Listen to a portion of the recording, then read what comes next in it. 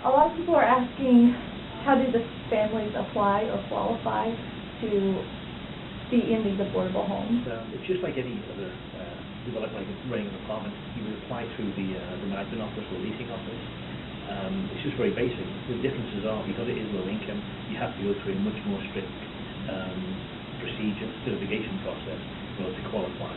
And do you know what the median is for the income in the city? Yes, well, I mean, for an individual in the area, I mean, Shelby County, okay, you're talking about the actual, okay, well, yeah, the actual is it's $32,200 per household.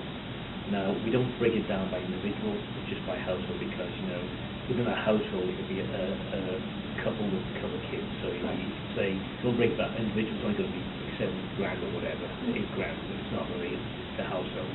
So it's pretty low though, because when you consider the AMI for Shelby County is $58,100. Do you see other, I know you do say in that, you know, zip code, that area, do you see other areas in Memphis that do need?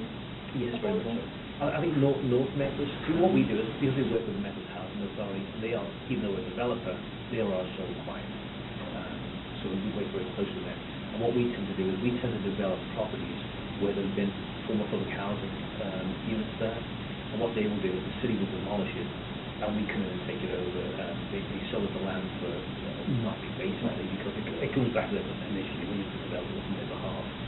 So anything we would do outside of our zip code, outside of our area, is dependent upon them. What do you wish to see or happen in the future for these families that are going into these homes? You know, I think if you look where they came from, the old properties we had in Memphis, what the housing authority did, you know, we're providing real quality homes for. I mean, you have to go inside and see that they're not just houses thrown up together. We're building proper homes, and we do see it. And this is really what happens. You know, people have a sense of pride. It's not exactly a sense of ownership, but you know, you're getting these people from around the city, and you spread them out a little bit to new properties. You kind of spread the community somewhat. We do allow people who used to live on these properties before they get demolished their first right of first refusal to come back here if you want to. They tend not to, because we've already put them in a nice place. But you know, have you noticed with the other affordable housing communities that maybe the gang-related violence and maybe they're getting a sense of security there? They have a particular, what I understand, a particular gang problem. But when we rehouse those people, the city rehouses those people, they tend to get split up and spread around the city. I mean, it may be in the same area code, zip code, but you know, Memphis Housing Authority has a lot more housing stuff than we do. That's what we handle. And so they tend to split these things up, and you know, consequently, the gangs get split. You know, the foot home gang or the Claiborne gang, you get spread around the city, and so yeah, it diminishes the gang atmosphere somewhat. How can others, since this is a non-profit organization, can citizens in Memphis help out with this organization or volunteer? Not really. You know, we have a charter, the state and the city of how we operate.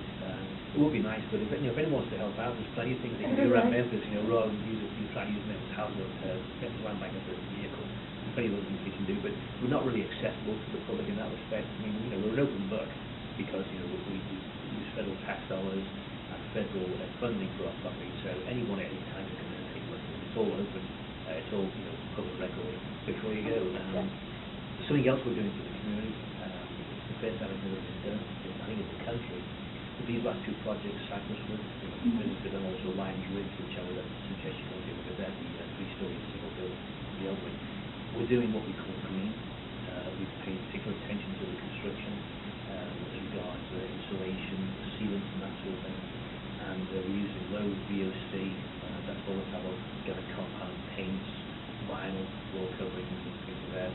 We've gone the extra mile on energy efficiency.